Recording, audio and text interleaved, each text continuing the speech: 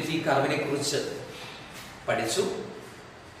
ഞാൻ പറഞ്ഞിരുന്നു 2 ക്വസ്റ്റ്യൻസ്, അതായത് MOC അനുസരിച്ച് PPC വരയ്ക്കാൻ പറഞ്ഞിരുന്നു. അതിന് മുമ്പത്തെ ക്ലാസ്സിൽ PPC വരയ്ക്കുന്നതിന് ഒരു ക്വസ്റ്റ്യൻ തന്നിരുന്നു, PPC വരയ്ക്കാൻ ഒരു ടേബിൾ തന്നിരുന്നു. അത് നിങ്ങൾ വരച്ച് കാണുമെന്ന് കരുതുന്നു.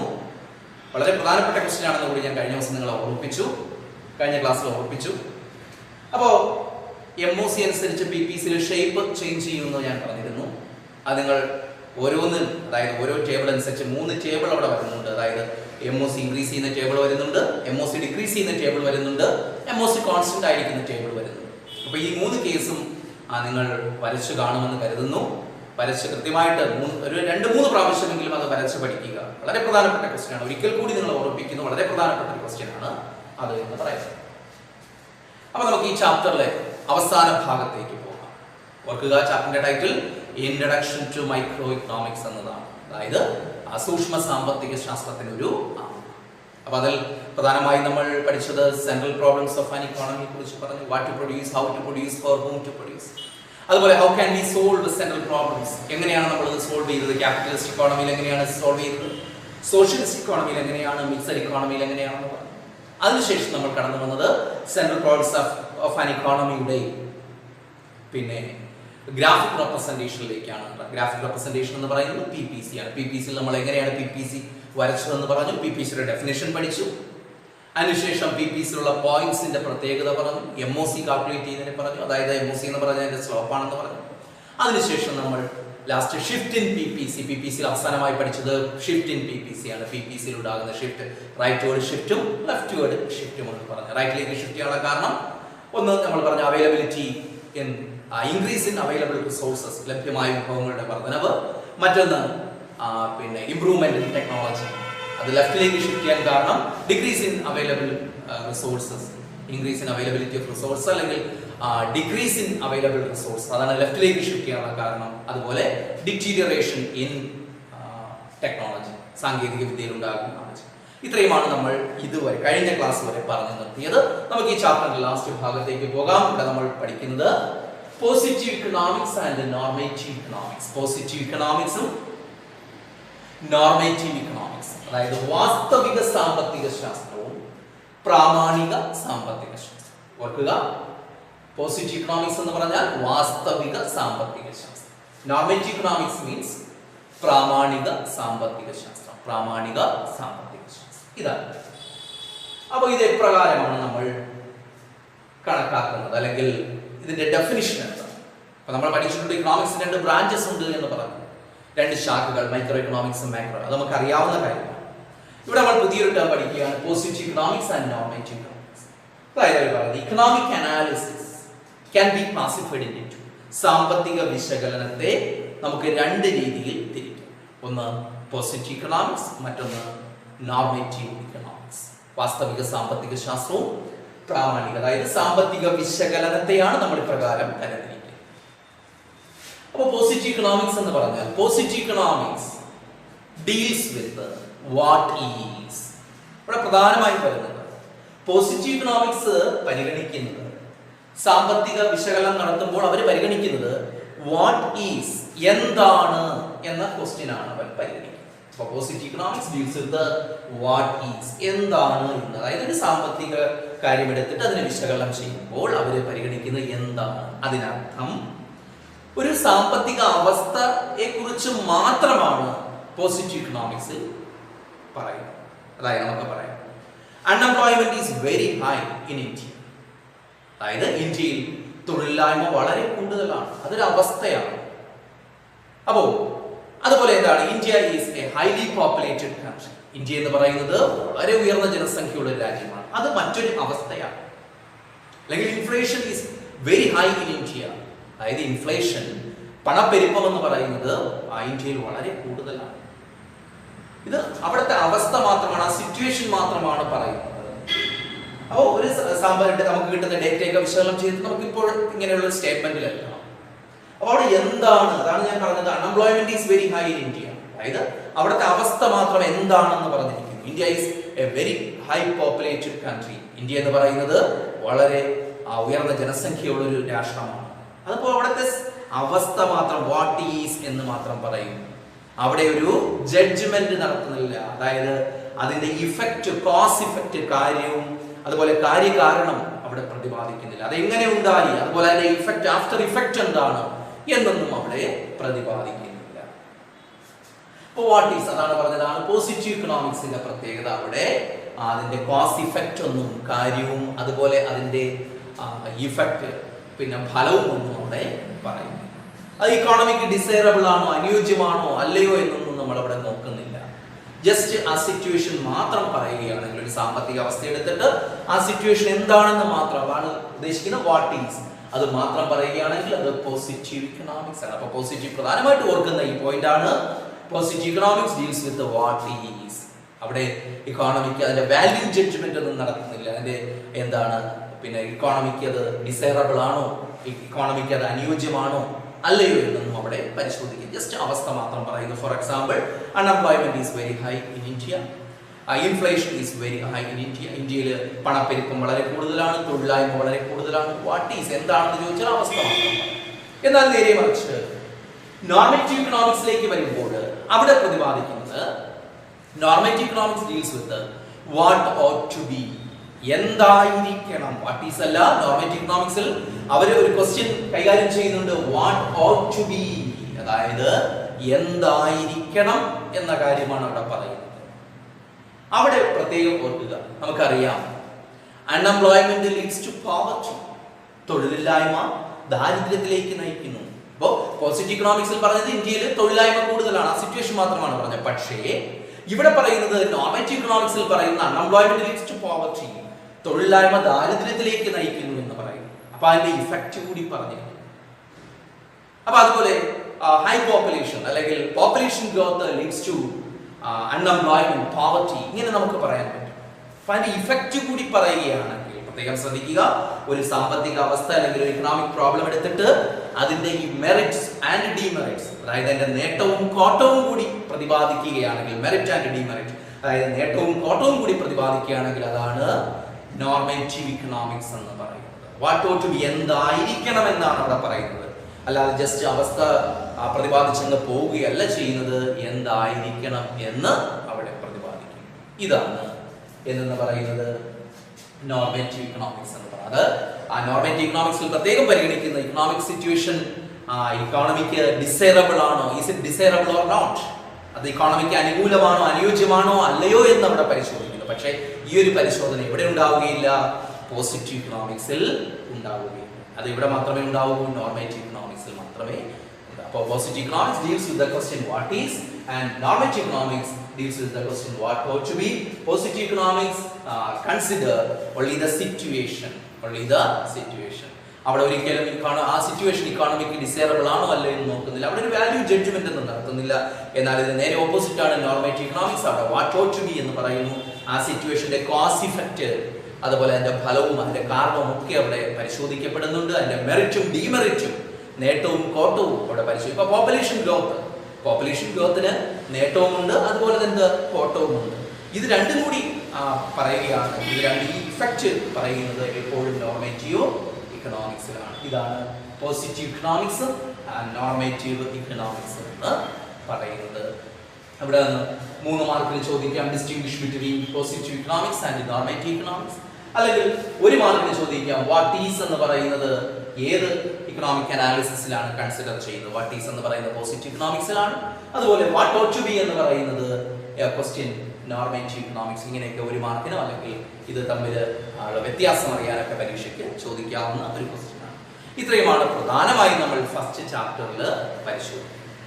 Central problems, production possibility curve, അതുപോലെ തന്നെ ഇക്കണോമിക് അനാലിസിസിലെ പോസിറ്റീവ് ഇക്കണോമിക്സും നോർമേറ്റീവ് ഇക്കണോമിക്സുമാണ് നമ്മൾ പ്രധാനമായിട്ടും പഠിച്ചത്. അപ്പോൾ ഇതോടുകൂടി നമ്മുടെ ഫസ്റ്റ് ചാപ്റ്റർ അവസാനിക്കുകയാണ്. ഇപ്പോൾ ചാപ്റ്ററിന്റെ ടൈറ്റിൽ ഒരിക്കൽ കൂടി ഞാൻ പറയുന്നു, ഇൻട്രൊഡക്ഷൻ ടു മൈക്രോ ഇക്കണോമിക്സ്. ഇതിന് ആമുഖമായിട്ട് ഞാൻ പറഞ്ഞിരുന്നു ഫാദർ ഓഫ് മൈക്രോ ഇക്കണോമിക്സ് എന്ന് പറയുന്നത് ആൽഫ്രഡ് മാർഷൽ ആണെന്ന് പറഞ്ഞിരുന്നു. അദ്ദേഹത്തിന്റെ ബുക്ക് പ്രിൻസിപ്പിൾസ് ഓഫ് ഇക്കണോമിക്സ് ആണ്, 1890 പബ്ലിഷ് ചെയ്തത്. Microeconomics is also called price theory or demand theory എന്നൊക്കെ പറഞ്ഞിരുന്നു. അപ്പോൾ ഇതിൽ ഫസ്റ്റ് ചാപ്റ്റർ അവസാനിച്ചിരിക്കുന്നു. ഇനി നമുക്ക് പഠിക്കേണ്ടത് നമ്മുടെ സെക്കൻഡ് ചാപ്റ്റർ എന്ന് പറയുന്നത് വളരെ വിശാലമായിട്ടുള്ള ചാപ്റ്ററാണ്. അതായത് മൈക്രോ എക്കണോമിക്സിലെ ഏറ്റവും വലിയ ചാപ്റ്റർ എന്ന് പറയാം. അതായത് സെക്കൻഡ് ചാപ്റ്റർ കഴിഞ്ഞാൽ നമ്മുടെ മൈക്രോ എക്കണോമിക്സ് നമ്മൾ പകുതിയും കഴിഞ്ഞിട്ടുണ്ടാകും. ഏറ്റവും കൂടുതൽ ക്വസ്റ്റ്യൻസ് ചോദിക്കുന്നത് മൈക്രോ എക്കണോമിക്സിലെ സെക്കൻഡ് ചാപ്റ്ററിൽ നിന്നും, അതുപോലെ മാക്രോ എക്കണോമിക്സിലെ നാഷണൽ ഇൻകം അക്കൗണ്ടിങ് എന്ന് പറയുന്ന അവിടുത്തെയും സെക്കൻഡ് ചാപ്റ്ററിൽ നിന്നാണ്. അപ്പോൾ നമ്മുടെ മൈക്രോയിൽ സെക്കൻഡ് ചാപ്റ്റർ ആണ് പഠിക്കാൻ പോകുന്നത്. അടുത്ത് തുടങ്ങി വയ്ക്കാൻ നമുക്കൊന്ന് വളരെ വിശാലമായിട്ടുള്ള ഒരു ചാപ്റ്റർ. ഇവിടെയും നമുക്ക് ഈ പ്രൊഡക്ഷൻ പോസിബിലിറ്റി കർവ് വരച്ചതുപോലെ ഗ്രാഫ് ഉണ്ടാകും, അതുപോലെ കുറച്ച് പ്രോബ്ലംസ് ഒക്കെ ഉണ്ടാകും. അപ്പോൾ അതുകൊണ്ട് എപ്പോഴും നിങ്ങൾ ഈ ചാപ്റ്റർ പഠിക്കുമ്പോൾ കാൽക്കുലേറ്റർ കയ്യിൽ കരുതുക. അതുപോലെ നമുക്ക് ഇൻസ്ട്രുമെന്റ് ബോക്സ് കൂടി, കാര്യം പ്രൊഡക്ഷൻ പോസിബിലിറ്റി കർവ് വരച്ച പോലെ ഗ്രാഫുകൾ, ചെറിയ ചെറിയ ഗ്രാഫുകൾ അതിനകത്ത് വരയ്ക്കേണ്ടതുണ്ട്. അപ്പോൾ സെക്കൻഡ് ചാപ്റ്റർ ഇതാണ്, chapter number 2, theory of consumer behavior. Consumer behavior. Theory of consumer behavior. ഇതാണ് ചാപ്റ്ററിന്റെ title. Theory of consumer behaviour, ഉപഭോക്താവിന്റെ പെരുമാറ്റ സിദ്ധാന്തം എന്ന് പറയും. തിയറി ഓഫ് കൺസ്യൂമേഴ്സ് ബിഹേവിയർ എന്ന് പറഞ്ഞാലും മതി, അല്ലെങ്കിൽ തിയറി ഓഫ് കൺസ്യൂമർ ബിഹേവിയർ, ഉപഭോക്താവിന്റെ പെരുമാറ്റ സിദ്ധാന്തം. ഇവിടെ നമ്മൾ നോക്കുന്നത് ഉപഭോക്താക്കളെ കുറിച്ചാണ് പഠിക്കുന്നത്. ഉപഭോക്താവ് എന്ന് പറയുമ്പോൾ നമ്മളെല്ലാവരും ഉപഭോക്താക്കളാണ്. അപ്പൊ നമ്മൾ അറിയണം ഹൂ ഈസ് എ കൺസ്യൂമർ, ആരാണ് ഒരു ഉപഭോക്താവ് എന്ന് പറയുന്നത്. അപ്പൊ സിമ്പിൾ ആയിട്ട് പറഞ്ഞാൽ consumer buys goods and services for satisfying his wants. Consumer എന്ന് പറഞ്ഞാൽ consumer who buys goods and services for the satisfaction of his wants. അതായത് ഒരാൾ തന്റെ ആഗ്രഹങ്ങൾക്ക് തൃപ്തി കൊടുക്കുവാൻ വേണ്ടി, അല്ലെങ്കിൽ ആഗ്രഹങ്ങളെ തൃപ്തിപ്പെടുത്തുവാൻ വേണ്ടി സാധന സേവനങ്ങൾ വാങ്ങും. ആ വ്യക്തിയാണ് കൺസ്യൂമർ എന്ന് പറയുന്നത്. ആ അർത്ഥത്തിൽ നോക്കിയാൽ നമ്മളെല്ലാവരും കൺസ്യൂമേഴ്സ് തന്നെയാണ്. ഇപ്പോൾ പഠനോപകരണങ്ങൾ നമ്മൾ പണം കൊടുത്ത് വാങ്ങാറുണ്ട്. അപ്പോൾ ഇത് വാങ്ങുമ്പോൾ പ്രത്യേകം ശ്രദ്ധിക്കുക. കടയിൽ ഒരുപാട്, ഇപ്പോൾ പേന തന്നെ ഒരുപാട് കമ്പനിയുടെ പേനകൾ, പല ടൈപ്പ് പേനയുണ്ടാകും. അപ്പൊ അത് നമ്മൾ എപ്പോഴും വാങ്ങും നമുക്ക് ഇഷ്ടമുള്ള, നമുക്ക് മനസ്സിനിണങ്ങിയതായിരിക്കും നമ്മൾ വാങ്ങുക. അതിന്റെ ക്വാളിറ്റി ഒക്കെ നോക്കി നമുക്ക് ഇഷ്ടപ്പെട്ടതായിരിക്കും വാങ്ങുക. അല്ലാതെ എല്ലാവരും ഒരേ ടൈപ്പ് പേനയല്ല വാങ്ങും. അതുപോലെ നോട്ട്ബുക്ക് വാങ്ങുന്നു, അതിൽ ചേഞ്ച് ഉണ്ടാകും. അപ്പൊ നമുക്ക് അവിടെ എന്താണ് അവിടെ സ്വാധീനിക്കുന്നത്? നമ്മുടെ സാറ്റിസ്ഫാക്ഷൻ ആണ്, നമ്മുടെ തൃപ്തിക്ക് അനുസരിച്ചാണ് നമ്മൾ സാധനങ്ങൾ. അപ്പൊ അവിടെ നമുക്ക് പറയാൻ പറ്റും ഒരു കൺസ്യൂമറുടെ അൾട്ടിമേറ്റ് എയിം എന്ന് പറയുന്നത്, ഒരു ഉപഭോക്താവിന്റെ പ്രധാന ലക്ഷ്യം എന്ന് പറയുന്നത് maximizing his satisfaction ആണ്. maximizing his satisfaction അല്ലെങ്കിൽ maximization of satisfaction ആണ്. അപ്പോൾ ഓർക്കുക, ഏതൊരു കൺസ്യൂമറുടെയും maximization of satisfaction, അപ്പോൾ ഏതൊരു കൺസ്യൂമറുടെയും പ്രധാന ലക്ഷ്യം അല്ലെങ്കിൽ അവരുടെ ആത്യന്തികമായ ലക്ഷ്യം എന്ന് പറയുന്നത് maximization of satisfaction ആയിരിക്കും. അതായത് സംതൃപ്തി, അല്ലെങ്കിൽ അയാളുടെ സംതൃപ്തി പരമാവധി വൽക്കരിക്കുകയായിരിക്കും. ഇപ്പോൾ 1 രൂപ കൊടുത്ത് നമ്മളൊരു മിഠായി വാങ്ങിയാൽ പോലും അതിൽ നിന്ന് നമ്മൾ ആഗ്രഹിക്കുക ആ മിഠായിയിൽ നിന്ന് നമുക്ക് മാക്സിമം സാറ്റിസ്ഫാക്ഷൻ ലഭിക്കാനായിരിക്കും നമ്മൾ. അല്ലാതെ നമ്മൾ ഒരു സാധനവും നമുക്ക് ഇഷ്ടമല്ലാതെ നമ്മൾ പണം കൊടുത്ത് വാങ്ങാൻ നമ്മൾ തയ്യാറാവുക. അപ്പൊ നമ്മൾ പറഞ്ഞു കൺസ്യൂമർ ആരാണ് എന്ന് പറഞ്ഞു. അതുപോലെ കൺസ്യൂമറുടെ ലക്ഷ്യം എന്താണ്, ഒബ്ജക്റ്റീവ് എന്താണെന്ന് പറഞ്ഞു. ഇപ്പോൾ മാക്സിമൈസേഷൻ ഓഫ് സാറ്റിസ്ഫാക്ഷൻ നിങ്ങളൊന്ന് ആലോചിച്ചാൽ മനസ്സിലാകും. ആളുകളുടെ, അല്ലെങ്കിൽ നമ്മൾ എപ്പോഴും പണം കൊടുത്ത സാധനങ്ങൾ വാങ്ങുന്ന നമ്മുടെ സംതൃപ്തി പരമാവധിയാക്കുക, അല്ലെങ്കിൽ അതിൽ നിന്ന് ഒരു സാധനം വാങ്ങുമ്പോൾ നമ്മൾ അതിൽ നിന്ന് ഉദ്ദേശിക്കുന്നത് മാക്സിമം സാറ്റിസ്ഫാക്ഷൻ കിട്ടാനായിരിക്കും നമ്മൾ എപ്പോഴും ആഗ്രഹിക്കുക. ഇതാണ് ഒരു കൺസ്യൂമറുടെ പ്രധാന ലക്ഷ്യം. ആ കൺസ്യൂമറുടെ ബിഹേവിയറിനെ കുറിച്ച്, പെരുമാറ്റത്തെ കുറിച്ചാണ് ഈ ചാപ്റ്ററിൽ പറയുന്നത്. പെരുമാറ്റം എന്ന് പറയുമ്പോൾ നമ്മുടെ കൂട്ടുകാരോടുള്ള പെരുമാറ്റമല്ല, വീട്ടിലുള്ള നമ്മുടെ പെരുമാറ്റമല്ല, അങ്ങനെ വിചാരിക്കരുത്. മാർക്കറ്റിൽ നമ്മൾ എങ്ങനെ ബിഹേവ് ചെയ്യും, അതായത് കമ്പോളത്തിൽ, ഇക്കോണമിയിൽ നമ്മൾ എങ്ങനെ ബിഹേവ് ചെയ്യുന്നു എന്നതിനെ കുറിച്ചാണ് നമ്മൾ ഈ ചാപ്റ്ററിൽ പഠിക്കുന്നത്. കൺസ്യൂമർ എങ്ങനെ ബിഹേവ് ചെയ്യുന്നു എന്ന് പഠിക്കുന്നത്. അപ്പൊ ആ ബിഹേവിയറിനെ കുറിച്ചാണ് നമ്മൾ പഠിക്കുന്നത്. വളരെ തിയററ്റിക്കലായിട്ട് നമ്മൾ പഠിക്കുന്നു. ഞാൻ കഴിഞ്ഞ ദിവസങ്ങളിലൊക്കെ ഓർമ്മിപ്പിച്ചു, യഥാർത്ഥത്തിൽ ഇക്കണോമിക്സ് എന്താണ് എന്ന് നമ്മൾ +2 യഥാർത്ഥത്തിൽ പഠിക്കുന്നത്. +1 ജസ്റ്റ് ഇക്കണോമിക്സ്, ഇന്ത്യൻ ഇക്കോണമിയെ കുറിച്ചൊക്കെ ജസ്റ്റ് അങ്ങ് പറഞ്ഞു പോകുന്നതേ ഉള്ളൂ. പക്ഷേ തിയററ്റിക്കലായിട്ട്, സൈദ്ധാന്തികമായിട്ടൊക്കെ ഇക്കണോമിക്സ് എന്താണ് എന്ന് നമ്മൾ യഥാർത്ഥത്തിൽ പഠിക്കുന്നത് +2 വരുമ്പോഴാണ്. അതുപോലെ അതിൽ ഏറ്റവും പ്രധാനപ്പെട്ട ഒരു ചാപ്റ്റർ ആണ് നമ്മൾ ഈ പഠിക്കുന്ന തിയറി ഓഫ് കൺസ്യൂമർ ബിഹേവിയർ എന്ന് പറയുന്നത്. അപ്പൊ സാറ്റിസ്ഫാക്ഷനെ കുറിച്ച് പറഞ്ഞപ്പോൾ അവിടെ നമ്മൾ ഓർക്കേണ്ട ഒരു പ്രധാനപ്പെട്ട ഒരു കോൺസെപ്റ്റ് ഉണ്ട്. യൂട്ടിലിറ്റി. നിങ്ങൾ ആരെങ്കിലും കേട്ടിട്ടുണ്ടാകും യൂട്ടിലിറ്റി, ഉപയുക്തത എന്ന് പറയും യൂട്ടിലിറ്റി. അപ്പോൾ സാറ്റിസ്ഫാക്ഷനെ കുറിച്ച് പറയുമ്പോൾ ഓർക്കേണ്ട ഒരു കോൺസെപ്റ്റ് ആണ് യൂട്ടിലിറ്റി. എന്താണ് യൂട്ടിലിറ്റി? Utility means ഉപയുക്തത. എന്താണ് ഉപയുക്തത? അപ്പൊ ഞാൻ നേരത്തെ പറഞ്ഞു, ഒരു കൺസ്യൂമറുടെ പ്രധാനപ്പെട്ട ലക്ഷ്യം എന്ന് പറയുന്നത് മാക്സിമൈസേഷൻ ഓഫ് സാറ്റിസ്ഫാക്ഷൻ. അതായത് അയാളുടെ സംതൃപ്തി പരമാവധിയാക്കുകയാണ് അയാളുടെ ലക്ഷ്യം. അപ്പോൾ അവിടെ നിന്ന് നമ്മൾ പറഞ്ഞ കോൺസെപ്റ്റ് യൂട്ടിലിറ്റിയാണ്, ഉപയുക്തത. ഈ ഉപയുക്തത എന്ന് പറയുന്നത് the want satisfying capacity of a commodity is called the utility.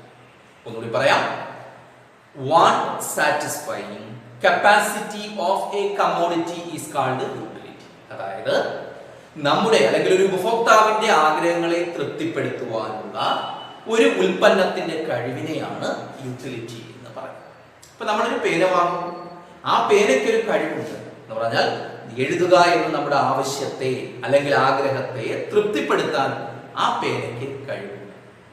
ആ പേനയുടെ ആ കഴിവിനെയാണ് യൂട്ടിലിറ്റി എന്ന് പറയുന്നത്. അത് നമ്മൾ പണം കൊടുത്തു വാങ്ങുന്ന എല്ലാ സാധനങ്ങൾക്കും ഉണ്ടാകും. ഇപ്പൊ മൊബൈൽ ഫോൺ, അതിന് യൂട്ടിലിറ്റി ഉണ്ട്, നമ്മുടെ ആഗ്രഹത്തെ തൃപ്തിപ്പെടുത്താനുള്ള കഴിവുണ്ട്. അതുപോലെ മറ്റു വീട്ടുപകരണങ്ങൾ, ടി വി ആണെങ്കിലും ഫാൻ ആണെങ്കിലും ഫ്രിഡ്ജ് ആണെങ്കിലും വാഷിംഗ് മെഷീൻ ആണെങ്കിലും അതിന് നമ്മുടെ ഓരോരോ ആവശ്യങ്ങളെ തൃപ്തിപ്പെടുത്താനുള്ള കഴിവുണ്ട്. അങ്ങനെ തൃപ്തിപ്പെടുത്താൻ കഴിവില്ല എങ്കിൽ ആ പ്രോഡക്റ്റ് ഉപയോഗശൂന്യമാണ്, അല്ലെങ്കിൽ നമ്മളത് വാങ്ങില്ല, പണം കൊടുത്ത് ഒരിക്കലും അത് വാങ്ങുകയില്ല. അപ്പോൾ യൂട്ടിലിറ്റി എന്ന് പറഞ്ഞാൽ ഓർക്കുക, want satisfying capacity of a commodity is called utility. അതായത് ആഗ്രഹങ്ങളെ തൃപ്തിപ്പെടുത്തുവാനുള്ള ഒരു ഉൽപ്പന്നത്തിന്റെ, ഒരു സാധനത്തിന്റെ കഴിവിനെ യൂട്ടിലിറ്റി എന്ന് അറിയപ്പെടുന്നു, ഉപയുക്തത എന്ന് അറിയപ്പെടുന്നു. അപ്പോൾ നമ്മൾ യൂട്ടിലിറ്റിയെ കുറിച്ച്, ഈ ഉപയുക്തത നമ്മുടെ ആഗ്രഹങ്ങളെ തൃപ്തിപ്പെടുത്താനുള്ള ഒരു കമ്മോഡിറ്റിയുടെ കഴിവിനെയാണ്, ഒരു ഗുഡിന്റെ കഴിവിനെയാണ് യൂട്ടിലിറ്റി എന്ന് പറയുന്നത്. How can V measure utility? ഇത് നമുക്ക് എങ്ങനെ മെഷർ ചെയ്യാൻ സാധിക്കും? അല്ലെങ്കിൽ ഈ യൂട്ടിലിറ്റി നമുക്ക് മെഷർ ചെയ്യാൻ, അളക്കാൻ പറ്റുമോ? ഒരു സാധനത്തിൽ നമുക്ക് എത്ര സംതൃപ്തി ലഭിച്ചു എന്ന് നമുക്ക് അളക്കാൻ പറ്റുമോ എന്നാണ് നമ്മൾ അടുത്ത പരിശോധിക്കുന്നത്. അതാണ് യൂട്ടിലിറ്റി എന്ന് പറയുന്നത്. ഈ യൂട്ടിലിറ്റി അളക്കാൻ കഴിയുമോ? അപ്പൊ അതിനെക്കുറിച്ച് വ്യത്യസ്തങ്ങളായിട്ടുള്ള അഭിപ്രായമാണ് നിലവിലുള്ളത്. യൂട്ടിലിറ്റി അളക്കുന്നതിനെ കുറിച്ച്, മെഷർ ചെയ്യുന്നതിനെ കുറിച്ച് വ്യത്യസ്തമായിട്ടുള്ള അഭിപ്രായങ്ങൾ ഇക്കോണമിസ്റ്റുകളുടെ ഭാഗത്ത് നിന്ന്, സാമ്പത്തിക ശാസ്ത്രകാരന്മാരുടെ ഇടയിൽ വ്യത്യസ്ത അഭിപ്രായമാണ് യൂട്ടിലിറ്റി മെഷർ ചെയ്യുന്നതിനെ കുറിച്ച് ഉള്ള, ഉപയുക്തതയെ കുറിച്ച് ഉള്ളത്. നമുക്കത് നോക്കാം. അപ്പോൾ ഈ യൂട്ടിലിറ്റി മെഷർമെന്റ് അവർ പറയുന്നത് രണ്ട് അപ്രോച്ചസിലൂടെ, രണ്ട് സമീപനങ്ങളിലൂടെ നമുക്ക് യൂട്ടിലിറ്റി മെഷർ ചെയ്യാൻ സാധിക്കും. രണ്ട് സമീപനങ്ങളിലൂടെ നമുക്ക് യൂട്ടിലിറ്റി മെഷർ ചെയ്യാം. ഒന്ന് എന്ന് പറയുന്നത് cardinal utility approach. Cardinal utility approach. രണ്ട് ordinal utility approach. Cardinal utility approach and ordinal utility approach. അപ്പോൾ യൂട്ടിലിറ്റി മെഷർമെന്റിനെ കുറിച്ചാണ് ഞാൻ ഇപ്പോൾ പറഞ്ഞത്. യൂട്ടിലിറ്റി നമുക്ക് രണ്ട് രീതിയിൽ മെഷർ ചെയ്യാൻ സാധിക്കുമെന്ന് പറഞ്ഞു, രണ്ട് രീതിയിൽ അളക്കാൻ സാധിക്കുമെന്ന് പറഞ്ഞു. അതിൽ ഒന്ന് കാർഡിനൽ യൂട്ടിലിറ്റി അപ്രോച്ച്, മറ്റൊന്ന് ഓർഡിനൽ യൂട്ടിലിറ്റി അപ്രോച്ച്. അപ്പൊ നമുക്ക് നോക്കാം, എന്താണ് കാർഡിനൽ യൂട്ടിലിറ്റി? അതായത് കാർഡിനൽ ഉപയുക്തത എന്ന് പറയുന്നത്. ഓർഡിനൽ യൂട്ടിലിറ്റി എന്ന് വെച്ചാൽ ഓർഡിനൽ ഉപയുക്തത. Cardinal utility approach and ordinal utility approach. അപ്പോ the concept cardinal utility approach was given by Alfred Marshall. Alfred Marshall. അപ്പോൾ നിങ്ങൾ കേട്ടിട്ടുണ്ട്, ഫാദർ ഓഫ് മൈക്രോ എക്കണോമിക്സ് ആണ്. അപ്പോൾ കാർഡിനൽ യൂട്ടിലിറ്റി അപ്രോച്ച് എന്ന് പറയുന്ന കോൺസെപ്റ്റ് നൽകിയത് ആൽഫ്രഡ് മാർഷൽ എന്ന ഇക്കോണമിസ്റ്റ്. ഒരു മാർക്കിന്റെ question. According to him utility can be measured. അദ്ദേഹം പറയുന്നത് യൂട്ടിലിറ്റി ക്യാൻ ബി മെഷേർഡ്. ഉപയുക്തത നമുക്ക് അളക്കാൻ പറ്റും. അതായത് ഒരു ഉൽപ്പന്നത്തിൽ നിന്ന് നമുക്ക് കിട്ടുന്ന സംതൃപ്തി അളക്കാൻ പറ്റുമെന്നാണ് പറയുന്നത്. എങ്ങനെ അളക്കാൻ പറ്റും എന്ന് ചോദിച്ചാൽ ഇൻ നമ്പേഴ്സ്, നമ്പറുകളായിട്ട് അളക്കാൻ പറ്റും. അതായത് അക്കങ്ങളിൽ നമുക്ക് കൃത്യമായി യൂട്ടിലിറ്റി അളക്കാൻ പറ്റും. അതായത് ഒരു ആപ്പിൾ കഴിച്ചപ്പോൾ നമുക്ക് എത്ര സംതൃപ്തി കിട്ടി എന്ന് നമുക്ക് നമ്പേഴ്സിൽ 1 2 3 4 അങ്ങനെ പറയാൻ പറ്റും എന്നാണ് ആൽഫ്രഡ് മാർഷൽ തന്റെ കോൺസെപ്റ്റായ കാർഡിനൽ യൂട്ടിലിറ്റിയിലൂടെ പറയുന്നത്. അപ്പൊ നിങ്ങൾക്ക് അതിശയം തോന്നുന്നുണ്ടാകും. ജസ്റ്റ് ഇദ്ദേഹത്തിന്റെ ഒരു ഇമാജിനേഷൻ ആണ് അദ്ദേഹം പറയുന്നത്. യൂട്ടിലിറ്റി അളക്കാൻ പറ്റും. ഒരു ആപ്പിൾ കഴിച്ചു, അതിൽ നിന്ന് എത്ര യൂട്ടിലിറ്റി കിട്ടി? ഒരു ഓറഞ്ച് കഴിച്ചു, നിങ്ങൾക്ക് എത്ര സംതൃപ്തി കിട്ടി? ഇപ്പൊ വേണമെങ്കിൽ അവർ മാർഷൽ പറയുന്നത് 10 യൂട്ടിലിറ്റി കിട്ടി എന്ന് പറയാമെന്നാണ് അദ്ദേഹം പറയുന്നത്. നമുക്കൊരിക്കലും അതിനോട് യോജിക്കാൻ പറ്റാത്തതാണ്, പക്ഷേ ഇദ്ദേഹത്തിന്റെ ഇമാജിനേഷൻ അനുസരിച്ച് അദ്ദേഹം പറയുന്നതാണ്. അപ്പോ cardinal utility, the concept cardinal utility was given by Alfred Marshall. According to him, utility can be measured in numbers. Utility നമ്പേഴ്സിൽ മെഷർ ചെയ്യാൻ സാധിക്കും. 1 2 3 അല്ലെങ്കിൽ ക്വാണ്ടിറ്റേറ്റീവ് ആയിട്ട് അളക്കാൻ പറ്റും, ക്വാണ്ടിറ്റേറ്റീവ് ആയിട്ട് മെഷർ ചെയ്യാൻ പറ്റും എന്നാണ് ഇദ്ദേഹം പറയുന്നത്. അതായത് 1 2 3 ഇങ്ങനെ മെഷർ ചെയ്യാൻ പറ്റും. ഇവിടെ യൂട്ടിലിറ്റി മെഷർമെന്റിനനുസരിച്ച് യൂട്ടിലിറ്റിക്ക് അദ്ദേഹം ഒരു യൂണിറ്റ് കൊടുക്കുന്നുണ്ട്. ആ യൂണിറ്റ് ആണ് യൂട്ടിൽസ്.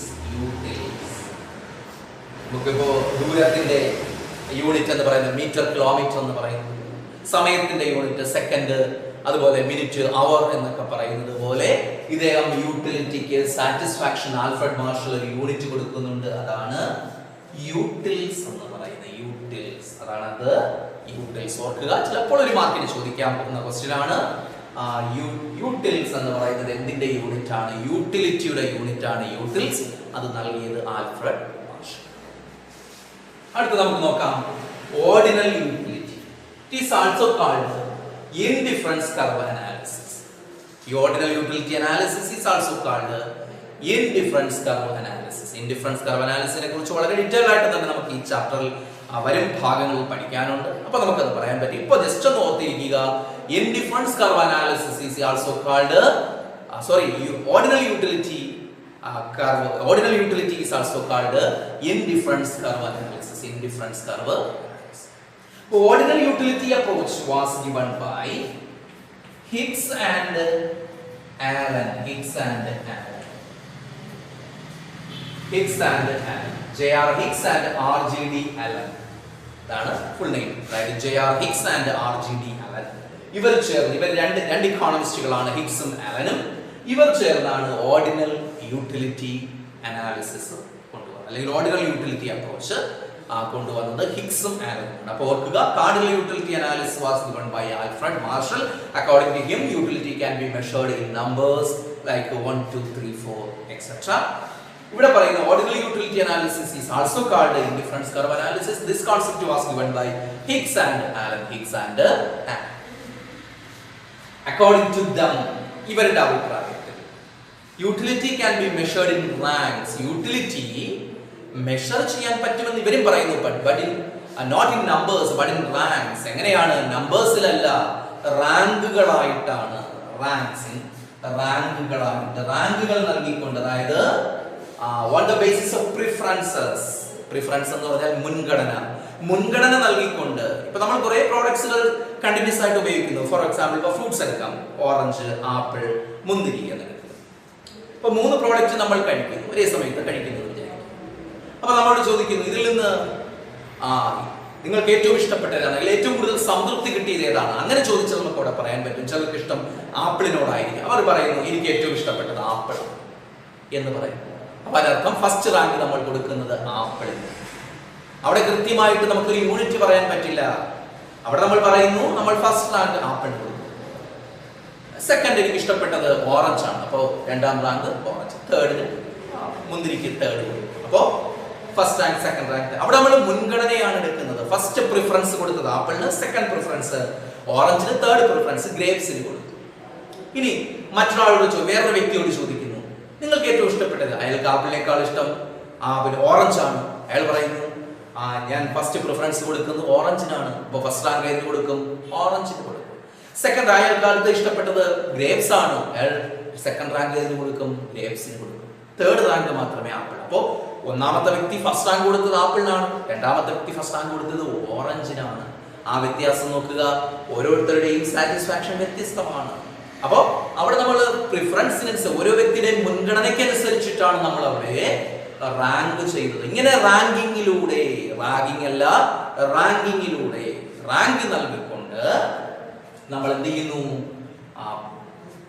യൂട്ടിലിറ്റി കാൽക്കുലേറ്റ് ചെയ്യുന്നതാണ് ഓർഡിനൽ യൂട്ടിലിറ്റി അനാലിസിസിലൂടെ പറയുന്നത്. അവിടെ പ്രിഫറൻസ് നോക്കിയിട്ട്, അതായത് മുൻഗണന നോക്കിയിട്ട്, പ്രിഫറൻസ് പ്രിഫറൻസ് നോക്കിയിട്ട് ആ പ്രിഫറൻസിന്റെ അടിസ്ഥാനത്തിൽ ഏത് റാങ്ക്സ് കൊടുക്കുന്നു, ഓരോ പ്രോഡക്റ്റിനും റാങ്ക് കൊടുക്കുന്നു. എനിക്ക് ഏറ്റവും കൂടുതൽ സംതൃപ്തി കിട്ടിയതില്ല, അതിന് ഫസ്റ്റ് റാങ്ക് കൊടുക്കുന്നു. അങ്ങനെ റാങ്ക് നൽകിക്കൊണ്ട് യൂട്ടിലിറ്റി അവിടെ നമ്മൾ കമ്പാരിസൺ ആണ് നടത്തുന്നത്, അല്ലാതെ കൃത്യമായിട്ടുള്ള ഒരു അളവ് അവിടെ ഇല്ല. അപ്പുറത്ത് പറഞ്ഞതുപോലെ കാർഡിൽ യൂട്ടിലിറ്റി പറഞ്ഞതുപോലെ കൃത്യമായ നമ്പേഴ്സ് ഒന്നും അവിടെ ഇല്ല, ക്വാണ്ടിറ്റി ഒന്നും അവിടെ ഇല്ല. നമ്മളവിടെ ഒരു കമ്പാരിസൺ നടത്തിയിട്ട് first rank, second rank, third rank അങ്ങനെ കൊടുക്കുന്നു. ഇതാണ് ഓർഡിനൽ യൂട്ടിലിറ്റി അനാലിസിസ് എന്ന് പറയുന്നത്. അപ്പൊ നമ്മൾ ഈ ചാപ്റ്ററിൽ പറഞ്ഞ ഒന്നുകൂടി നമുക്ക് നോക്കാം. സെക്കൻഡ് ചാപ്റ്ററിന്റെ ടൈറ്റിൽ ഇതാണ്, തിയറി ഓഫ് കൺസ്യൂമർ ബിഹേവിയർ, ഉപഭോക്താവിന്റെ പെരുമാറ്റ സിദ്ധാന്തം. അതായത് ഒരു ഉപഭോക്താവ് മാർക്കറ്റിൽ എങ്ങനെയാണ് ബിഹേവ് ചെയ്യുന്നത് എന്നതിനെ കുറിച്ചാണ് പറഞ്ഞത്. അവിടെ നമ്മൾ പറഞ്ഞു who is a consumer. Consumer എന്ന് പറഞ്ഞാൽ എന്താണ്? Consumer is a person who buys goods and services for the satisfaction of his wants. അല്ലെ, ഒരാൾ തന്റെ ആഗ്രഹങ്ങൾ തൃപ്തിപ്പെടുത്താൻ വേണ്ടി സാധനങ്ങൾ സേവനങ്ങൾ വാങ്ങുകയാണെങ്കിൽ അയാളെ നമുക്ക് കൺസ്യൂമർ എന്ന് പറയും. പിന്നെ പറഞ്ഞു ദ മെയിൻ ഓയ് അല്ലെങ്കിൽ the ultimate objective of A consumer, ഒരു കൺസ്യൂമറുടെ പ്രധാനപ്പെട്ട ലക്ഷ്യം എന്താണ് എന്ന് പറഞ്ഞു. നമ്മൾ പറഞ്ഞു ആ ലക്ഷ്യം എന്ന് പറയുന്നത് എപ്പോഴും ultimate aim of A consumer എന്ന് പറയുന്നത് മാക്സിമൈസേഷൻ ഓഫ് സാറ്റിസ്ഫാക്ഷൻ ആണ്. അതായത് ഒരാളുടെ തൃപ്തി പരമാവധിയാക്കുക എന്നതാണ് ഒരു കൺസ്യൂമറുടെ ആത്യന്തികമായ ലക്ഷ്യം എന്ന് പറയുന്നത്. പിന്നെ പറഞ്ഞു സാറ്റിസ്ഫാക്ഷനെ കുറിച്ച് പറഞ്ഞപ്പോൾ പ്രധാനപ്പെട്ട ഒരു കോൺസെപ്റ്റിനെ കുറിച്ച് നമ്മൾ പഠിച്ചു. യൂട്ടിലിറ്റി എന്താണ്? യൂട്ടിലിറ്റി എന്ന് പറയുന്നത് ഉപയുക്തത എന്ന് പറഞ്ഞാൽ എന്താണ്, എപ്രകാരമാണ് നമ്മൾ യൂട്ടിലിറ്റി കാൽക്കുലേറ്റ് ചെയ്യുന്നത്, എന്താണ് യൂട്ടിലിറ്റി? അപ്പോൾ യൂട്ടിലിറ്റിയെ കുറിച്ച് ഞാൻ പറഞ്ഞു, want satisfying capacity of A commodity, അതായത് നമ്മുടെ ആഗ്രഹങ്ങളെ തൃപ്തിപ്പെടുത്താനുള്ള ഒരു കമ്മോഡിറ്റിയുടെ കഴിവിനെയാണ് യൂട്ടിലിറ്റി എന്ന് പറയുന്നത്. യൂട്ടിലിറ്റി മെഷർ ചെയ്യുന്നത് രണ്ട് തരത്തിലാണ്. യൂട്ടിലിറ്റി മെഷർ ചെയ്യുന്നത് കാർഡിനൽ യൂട്ടിലിറ്റിയും അതുപോലെ ഓർഡിനൽ യൂട്ടിലിറ്റിയും. കാർഡിനൽ യൂട്ടിലിറ്റി കൊണ്ടുവന്നത് ആൽഫ്രഡ് മാർഷൽ ആണെന്ന് പറഞ്ഞു. അദ്ദേഹത്തിന്റെ അഭിപ്രായത്തിൽ യൂട്ടിലിറ്റി നമ്പേഴ്സിൽ മെഷർ ചെയ്യാൻ പറ്റും. ഓർഡിനൽ അതുകൂടാതെ ഒരു കാര്യം പറഞ്ഞു, അവിടെ യൂട്ടിലിറ്റിയുടെ മെഷർമെന്റ് ആയിട്ട് അദ്ദേഹം യൂണിറ്റ് ആയിട്ട് എടുത്തത് യൂട്ടിൽസ് ആണ് എന്ന് പറഞ്ഞു. അതിനുശേഷം ഓർഡിനൽ യൂട്ടിലിറ്റിയെ കുറിച്ച് പറഞ്ഞു. It is also called indifference curve analysis എന്ന് പറഞ്ഞു. അതുപോലെ തന്നെ ഇത് കൊണ്ടുവന്നത് ഹിഗ്സും ആലനും ചേർന്നാണ്. അവിടെ യൂട്ടിലിറ്റി കാൽക്കുലേറ്റ് ചെയ്യുന്ന റാങ്ക്സ് അല്ലെങ്കിൽ പ്രിഫറൻസിന്റെ അടിസ്ഥാനത്തിലാണ്. അപ്പോ ഇതാണ് ഇതിനകത്ത് പ്രധാനമായിട്ട് യൂട്ടിലിറ്റിയെ കുറിച്ച് പറയാനുള്ളത്. അപ്പോൾ ഇത്രയും പറഞ്ഞുകൊണ്ട് നമുക്ക് ഇന്ന് തൽക്കാലം ഈ ക്ലാസ് അവസാനിപ്പിക്കാം. നമ്മൾ ഫസ്റ്റ് ചാപ്റ്ററിന്റെ അവസാനത്തിൽ പോസിറ്റീവ് ഇക്കണോമിക്സ്, നോർമേറ്റീവ് ഇക്കണോമിക്സ് നമ്മൾ പറഞ്ഞിരുന്നു. അതുപോലെ സെക്കൻഡ് ചാപ്റ്റർ നമ്മളൊന്ന് സ്റ്റാർട്ട് ചെയ്ത് വെച്ചു. അപ്പോൾ ഇത്രയും കാര്യങ്ങൾ നിങ്ങൾക്ക് മനസ്സിലായി കാണുമെന്ന് കരുതുന്നു. അപ്പോൾ വളരെ പ്രാധാന്യത്തോട് തന്നെ ഈ ചാപ്റ്റർ പഠിക്കണം. ഞാൻ പറഞ്ഞിരുന്നു ആദ്യമേ, ഏറ്റവും കൂടുതൽ അതായത് മൈക്രോ ഇക്കണോമിക്സിൽ നിന്ന് ഏറ്റവും കൂടുതൽ ക്വസ്റ്റ്യൻസ് ഉണ്ടാവുക ഈ സെക്കൻഡ് ചാപ്റ്ററിൽ നിന്നായിരിക്കും. 3 ഭാഗങ്ങളായിട്ടാണ് പഠിക്കേണ്ടത്. അപ്പോൾ നമുക്ക് ഇത്രയും പറഞ്ഞുകൊണ്ട് തൽക്കാലം ഈ ക്ലാസ് അവസാനിപ്പിക്കാം.